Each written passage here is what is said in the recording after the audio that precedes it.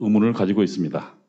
특히 문재인 정권이 코로나19 바이러스를 질병관리적 차원에서 접근하는 것이 아니라 정치적 관점으로 이용하고 있다고 생각하고 있습니다. 먼저 이동욱 회장님께 묻겠습니다. 초기 단계에서 질병관리본부에서 중국으로부터 유입되는 코로나 바이러스를 차단하기 위해서 중국의 여행객들을 차단하려고 했던 것 같은데 그것이 실패한 것 같습니다. 이 부분에 대해서 좀 설명을 부탁드리겠습니다.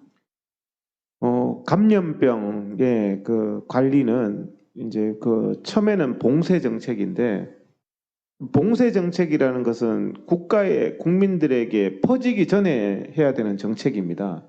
그런데 지금 문재인 정권은 대한민국의 코로나 바이러스가 팬데믹 상태로 다 퍼지게 한 이후에 국민들에게 정치적인 봉쇄를 하고 있는 거거든요. 그러면서 그 과정은 1월 하순경에 저도 그랬고 여러 의사협회에서도 7차례나 중국 봉쇄를 해야 된다. 감염병 관리의 기본은 질병유입국으로부터의 차단입니다. 그런데 2월 2일 날 박능우 장관이 오후 5시에 중국으로부터 입국을 제한하고 차단하겠다. 비자 발급을 중단하겠다. 대한민국 국민들의 중국 방문을 제한하겠다. 비자 발급을 중단하겠다. 이런 발표를 했습니다. 2월 2일 오후 5시 했는데 2시간 만에 공무원들의 워딩, 그것을 검토로 바꾸겠다 해서 4월 달까지 중국인 유학생이나 관광객이 무제한으로 대한민국에 입국하게 했습니다.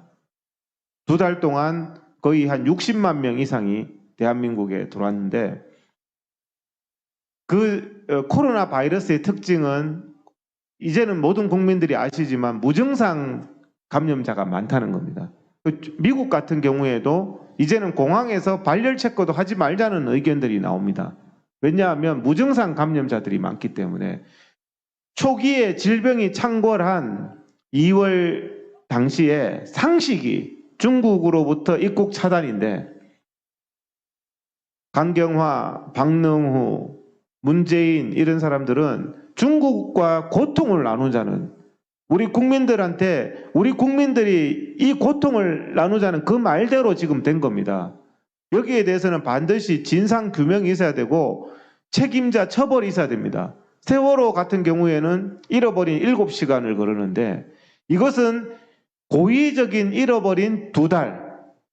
이게 그 당시에 시진핑이 3월 말에 입국하게 되어 있었습니다. 4월 15일 날 총선이 있었죠. 총선 직전에 시진핑의 입국을 계획하고 있었다는 것은 언론에서 문재인 정부가 계속 발표했던 내용이고, 3월 초에 국민들이 코로나가 확산되고 죽어가는데도 중국을 막아달라고 하는데도 3월 초에 강경화가 3월 달에 시진핑이 왔다.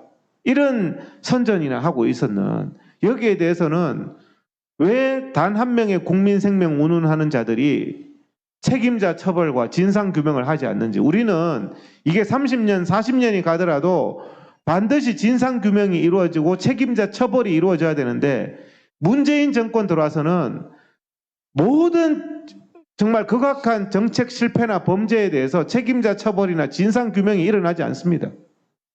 선거 부정에 대해서도, 울산 선거 부정, 무슨 드루킹 사건 이런 거에 대해서도 진상 규명도 일어나지 않고, 이번에 백신 사고도 났죠. 백신 사고를 났으면 과거의 정권 같으면 질병관리청장과 그 백신 사고 냈는 담당자, 거기에 대한 수사가 이루어져야 됩니다.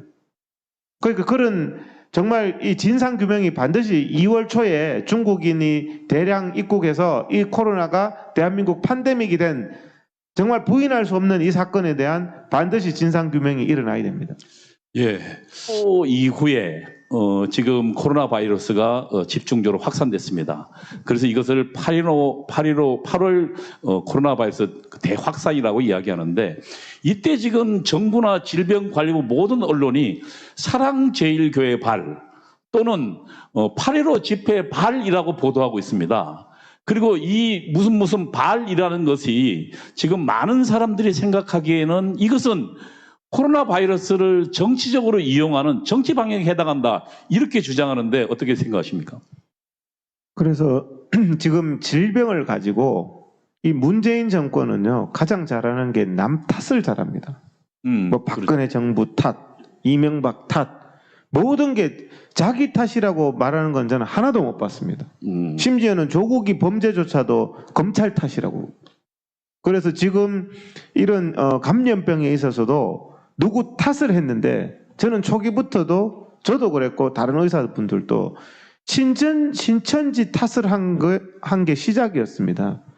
신천지는 미리국 한 것도 아니고 그 당시에 집합금지 명령도 없었습니다.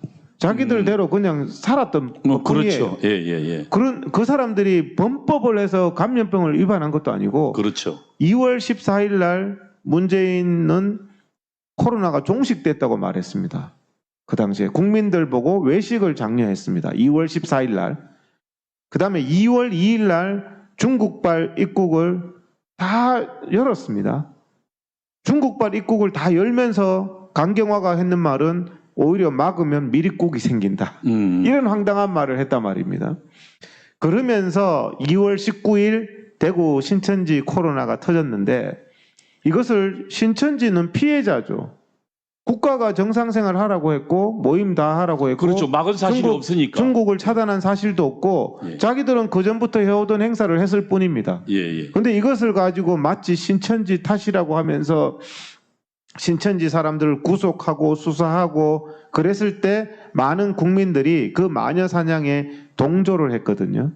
뭐 명단 제출하라 뭐 해라 해가지고 강제 진입하고 이런 부분들을 지금 대한민국 교회들이 다 똑같이 당하고 있는 겁니다. 물론 신천지를 옹호할 생각은 없습니다만 신천지 측에 약간 잘못된 대응도 있었던 것은 사실이지 않습니까? 어쨌든 그건 뭐 본질적 문제는 아니니까. 잘못된 대응이 아니라 그 질병이 확산된 것은 정은경, 문재인, 정세균 탓이죠. 네, 그리고 난 다음에 명단 제출에 뭐 예를 명단 제출이라는 부분들도 그런 부분들이 본질은 아닌 거거든요. 그렇죠, 본질은 그 자체가. 예. 그런데 이제 자 방역이라는 게 압수수색하고 다르지 않습니까? 사랑제일교회에 이번에 CCTV를 제출하지 않았다는 이유로 방역 방해로 구속영장을 신청을 했습니다. 그런데 자 그러면은 대한민국 모든 국민들이 집에 다 CCTV 없으면 다 구속돼야 되느냐? 그 방역에 있어서 어떤 그런 압수수색하고는 다른 겁니다. 그런 부분들에 있어서 인권과 헌법상의 기본권과의 조화가 필요한 부분이거든요. 방역이란 이름으로 모든 게 압수수색 이상의 행위가 이루어집니다. 그런데 그런 부분들에 있어서 과잉해서는 안 된다는 거죠. 지금은 방역이라는 이름을 내세우면서 계엄령 상태입니다. 그렇죠. 국민들의 뭐 통신 조회부터 시작해서 모든 걸 다 하는 상태거든요. 앞으로는 감기도 방역이죠. 전염병이죠. 독감도 방역이죠. 그러면 앞으로 방역으로 이런 것을 하면 북한 이상의 엄청난 국가가 되는 겁니다. 아까 전에 질문으로 좀 돌아가서 사랑제일교회 발의라 그랬는데 거기에 대해서 질병관리청에 질의를 했습니다. 사랑제일교회 발의라는 걸 어떻게 판단했느냐 하니까 확진자가 있었을 때 그 확진자가 사랑제일교회 명부에만 있으면 사랑제일교회 발의라고 판단했다는 겁니다. 이건 질병관리청 공문에 나오는 내용입니다. 그 다음에 사랑제일교회에 갔다고 진술하는 사람, 그 다음에 사랑제일교회 교인하고 만난 적이 있는 사람도 확진이 나오면 다 사랑제일교회 발로 했다는 겁니다. 그러니까 덮어 씌운 거군요. 이거는 말이 안 되는 거죠. 가령 사랑제일교회 발이라고 하려면 확진자 명단은 자기들이 다 가지고 있지 않습니까? 연락처와. 그러면 확진자 A라는 사람과 B라는 사람이 몇 월 며칠 몇 시에 자기들 다 압니다. 나 그 사람하고 한 2시간 만났어요. 이런 게 나와야지 비로소 그 전파가 일어났음을 확인할 수 있는데 지금 정은경이가 했는 방식은 질문지에 우리 회원들도 병원에서 그러더래요. 병원에서 질문지에 교회 다닌 적 있느냐? 제1번 질문이 사랑교회 다닌 적이 있느냐? 사랑제일교회 다닌 적이 있느냐? 교회 다닌 적이 있느냐? 여기에서 예스가 나오면 나머지는 끝이라는 거예요. 그러니까 그러면은- 자신들이 예를 들면 사랑제일교회 이쪽으로 덮어 씌우기 위해서 필요한 질문을만 했군요. 그렇죠. 그러니까 지금 현재 이 시스템 자체가 제가 예. 지금 말씀드리는 거는 얼마든지 생 사람을 잡을 수 있는 깜깜이 감염이 27배가 있지 않습니까? 예, 예. 실제로 지금 확진을 받는 사람보다 확진을 안 받고 돌아다니는 거 모르고 코로나를 지나가는 사람이 27배입니다. 27배이기 때문에 지금 이런 상황에서 그런 시스템으로 자 동선을 생각해 봅시다. 사랑제일교회에 왔는 사람이 동선을 생각하면 전철도 탔고 식사도 했고 이마트도 갔고 하루 일주일 내내 다른 곳에 더 많이 있다가 사랑제일교회 한번 간 적이 있으면은 잠복 끼고 접촉자고 이런 부분을 조사하지 않고 사랑제일교회 간 적이 있다는 말 그 한마디로 사랑제일교회 발휘된다는 겁니다. 그러니까 일주일간 생활의 거의 대부분 다른 데서 했는데 하고 1시간 혹은 2시간 예배 자, 드리는 걸 가지고 그러면 쉽게 이해되도록 설명하죠. 전철 탄 적 있으면 다 전철발로 하면 됩니다. 똑같은 기준으로. 예, 그렇군요. 그러면 대한민국 국민들 다 전철발로 나올 거예요. 그렇죠. 전철 탄 적 있느냐? 예, 예. 근데 전철발은 없어요. 전철에는 하루에 747만 명이 타거든요. 어떻게 그 밀집한 곳에서 코로나 바이러스 확산이 일어나지 않겠습니까? 분명히 많이 일어나는데 전철은 조사하지도 않아요. 거기는 신체 접촉도 가능하지 않습니까? 신체 접촉뿐만 아니라 완전히 밀집돼 있죠. 그렇죠. 그래서 정말 이게 위험하다면 정말 감염병 위험에 따라서 방역을 해야 된다. 사람이 밀집하는 게 위험하다면 휴가도 금지시켜야 되겠죠. 근데 왜 이번에 제주공항이 하루에 4만 명씩 터져나갑니까? 비행기 다 터져나가고 지금 전철은 왜 탑니까? 전철은 어쩔 수 없대요. 그러면 예배는 어쩔 수 있는 거가 된다는 말이 되는 거고 집회는 어쩔 수 있는 거가 된다는 말입니다. 이런 식의 방역이 바로 정치 방역이고 정말 그 순간에 바로바로 죽는다면은 누가 전철 타겠습니까?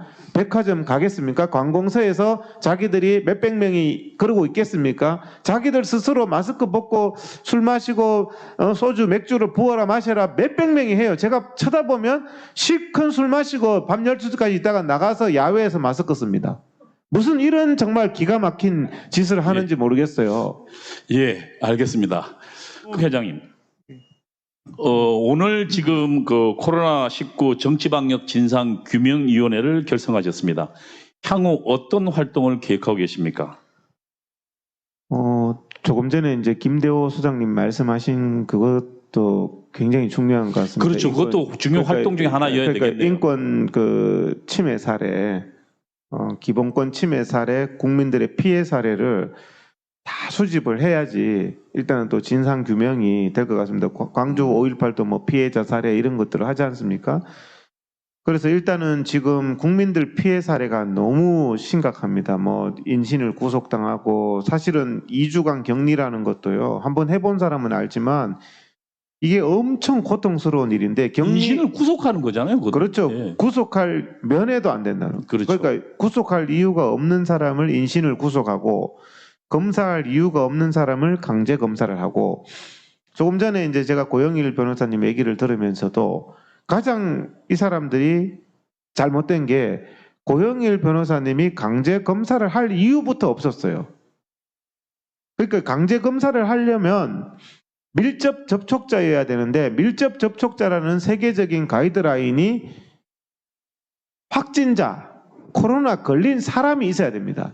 먼저 전제사실이 코로나 걸린 사람이 있어야 하고 그 코로나 걸린 사람과 15분 이상 마스크를 벗고 접촉을 했어야지 그 사람이 검사 대상이 되는 겁니다. 그렇죠. 그런데 지금은 고영일 변호사님이 고영일 변호사님이 검사를 받을 기본 전제인 확진자가 없어요. 그 다음에 확진자와 15분 이상 마스크를 벗고 접촉한 사실이 없어요. 그래서 이런 어떤 북한이나 이런 곳이 자의적 지배를 하지 않습니까?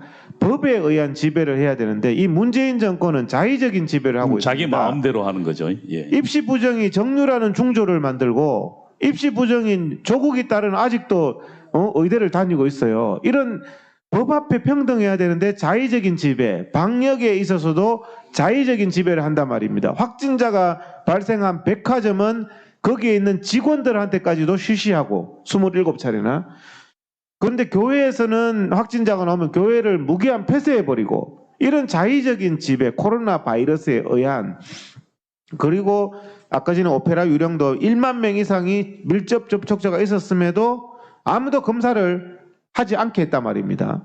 그런데 지금 이렇게 검사를 하게 하는 강제 검사를 하게 하지만 강제 검사를 해라 그다음에 강제 격리를 하라 거기에 가장 1번 질문이 내가 확진자 누구와 접촉했느냐 거기에 대한 전제 사실이 없으면서 그런데 실제로 확진자와 접촉한 사람에 대해서도 맥주집이 얼마나 좁습니까? 거기 밀폐된 곳에서 확진자가 나왔음에도 그곳에 같이 1시간, 2시간 같이 맥주를 마신 사람 검사 안 합니다. 정은경 이 질병관리청에서. 그러니까 이런 자의적인 지배에 의한 피해 사례. 그러니까 고영일 변호사님 이 피해 사례도 가장 먼저 이 사람은 검사 대상부터 안 된다는 거예요. 저도 같은 피해를 당했습니다. 그렇죠. 그러니까 그런 저도 14일간 자가격리 당하고 지금 경찰에 지금 지금 수사 받았습니다. 그렇죠. 강제 검사 그다음에 경찰에 수사 받는 아니 피해자가 수사를 받게 되고 그러니까 저도 음성 나왔는데 처벌을 받게 되고 그다음에 그러면 확진자 누구와 접촉했냐는 거죠. 그건 지금 전혀 말도 안 없잖아요. 하고. 확진자와 접촉한 사실이 없는데 이렇게 하면은 이건 인권 침해적인 검사가 되는 그리고 겁니다. 저는 음성 나왔. 그래서 저는 우선 이거 진상규명위원회에서 피해 사례를 다 접수를 하고 수집을 해서 그러면 의학 전문가들이 이거는 왜 피해다 왜 이건 의학적 기준에 의해서 이런 검사를 받을 이유도 없었고 상식에도 안 맞는 검사를 당하고 강제 격리를 당했다 이런 사례들을 다 설명을 붙여주면 그 다음에는 이제 법적 쪽에서 그런 부분을 문제 제기도 하고 책임 추궁도 하고 이렇게 해서 이 진상 규명이 이루어져야 되고 정말 또 이제 이런 코로나에 대해서 정치 방역하고 있는 이 부분이 대한민국을 파괴시키고 있습니다. 지금 대한민국이 이렇게 되면 억압받는 자유민주 국민들이나 억압받는 국민만 망하는 게 아니라 대한민국 자체가 망하고 있어요. 자영업자들이 수없이 자살하고 있거든요. 기업들이 수없이 파산하고 있거든요. 중국을 막을 필요가 없다 했던 사람들이 지금 미국은 계속 막고 있어요. 미국에서 입국하는 사람들이 엄청 고통을 호소하고 있습니다. 2주간 무조건 증상도 없는데 검사했는데 음성인데 2주간 격리를 시키는 거예요. 이거는 감염력이 5일 이상 가지 않는 질병이거든요. 근데 2주간 격리를 시키니까 미국에서 사업하는 사람들이 미국에서 또 여기 뭐 부모님 돌아가신 사람들이 박주신이는 또 장례 다 했어요. 그렇지만 부모님이 돌아가셨는데도 들어오면은 2주간 격리 조항 때문에 이거 장례도 못 치르는 이런 인권 침해가 발생하고 있거든요. 표준 방역이에요, 그러니까.